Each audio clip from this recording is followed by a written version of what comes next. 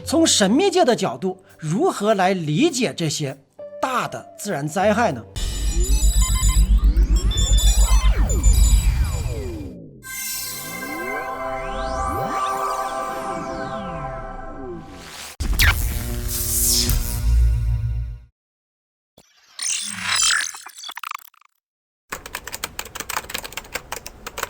？Hello， 大家好，这里是飘飘飘哥，享受寓言的神奇朦胧，探寻人生的真谛回声。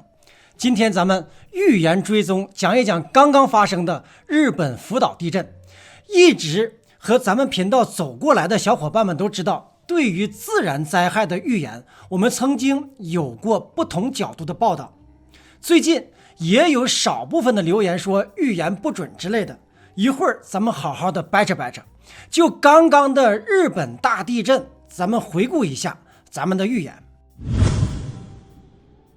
地震发生的时间是六星连珠刚刚发生的第二天，可以这么讲。那么咱们频道一直追踪印度神童阿比亚，最早预言了六星连珠带来的地球上的伤害或者影响。他从12月的日食、土木合相以及2月份的六星连珠谈到了自然灾害、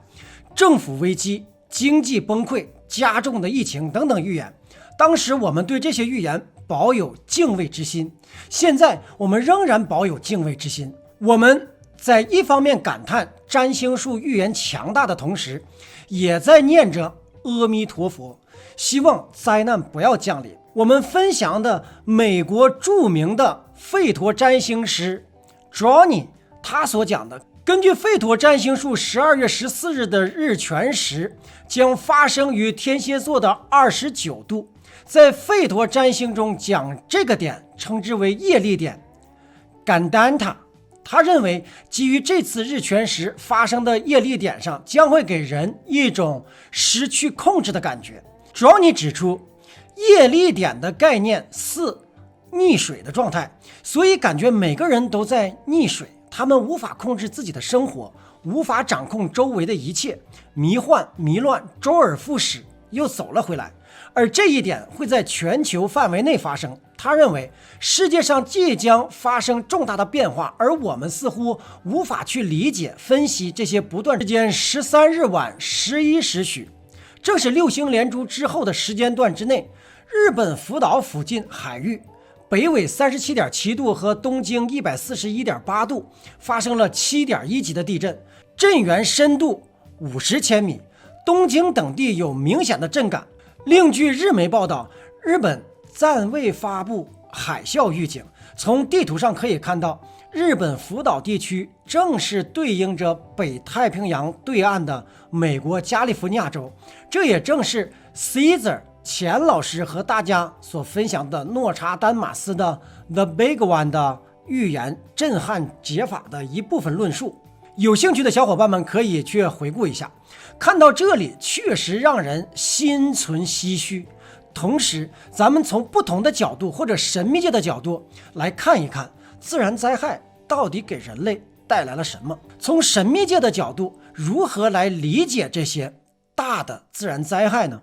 地震、海啸等自然现象造成的人员伤亡，比如印尼的大海啸，20万人丧生，人们扼腕痛惜。从人道主义讲，这是人类的巨大伤害。那么从自然的角度讲，内涵远远的大于普通意义的自然。关于自然，咱们有时间单开一局。很多人因为经历了大地震、大海啸而改变了人生，比如中国的汶川大地震，致使10万余人丧生，几十万户家庭受到严重的创伤，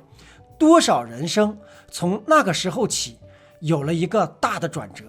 咱们举一个例子，2004年12月26日，印尼大海啸，李连杰当时正带着妻子和2个女儿在马尔代夫度假，而当时他正在海中和保姆还有孩子们在玩耍，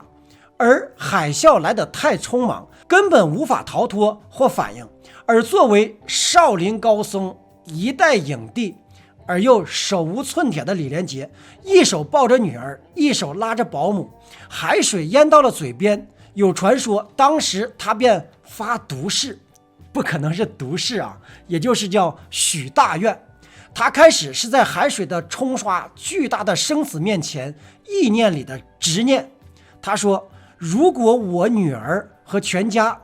得救，便从此从善，一辈子献给善良事业，愿捐献一生从善，帮助他人，放弃一切甚至生命。后来他和家人奇迹般的得救了，而从那个时刻起，他的人生改变了。劫后余生的他马上创办了慈善壹基金。他直言不讳地说道，海啸是直接的原因，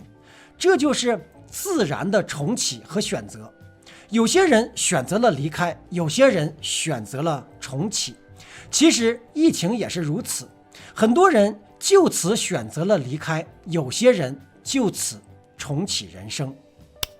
Oh my god， 嗷狠！这个话题咱们将来单开一局。我们谈预言的时候，总是会有反对的声音，说是不准不准，六星连珠了，经济没有崩溃。那么我也听到了少数人的声音，是啊，预言了地震，没有马上地震；预言了崩溃，没有马上崩溃，自己就崩溃了。如何理解预言，就像是你看电视剧一样，或看电影一样。剧中的情节是一种社会的普遍反应，但是你却怪罪剧情影响了你的生活，这就是很简单，你把你自己的实相推给了别人。这个具体的表现是说明对自己的判断能力的诋毁和对现实社会的无力感的明显表现。这个可能不是咱们今天的话题，要展开我们单开一局，但是这是一种少数人的思维事实。我们通过神秘界的追踪和报道，希望的是能让听到的人有更大的我，更深刻的发现自我，能更广阔的理解自然，而不是狭义上的去追寻某个预言的准与不准。当然应该了解，有些预言要认清的是，准与不准有时候不是在当下能够辨认出来的，这需要时间的洗礼和心灵的认知，而且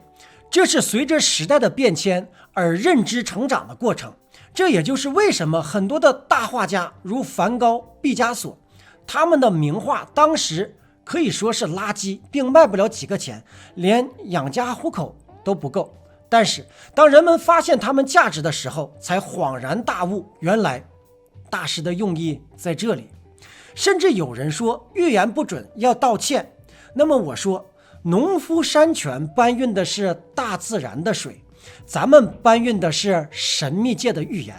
而大自然的水没有满足你的需要，没有按照你的意愿，没有治疗好你的病，你说农夫山泉要给你道歉，这个大家想想有道理吗？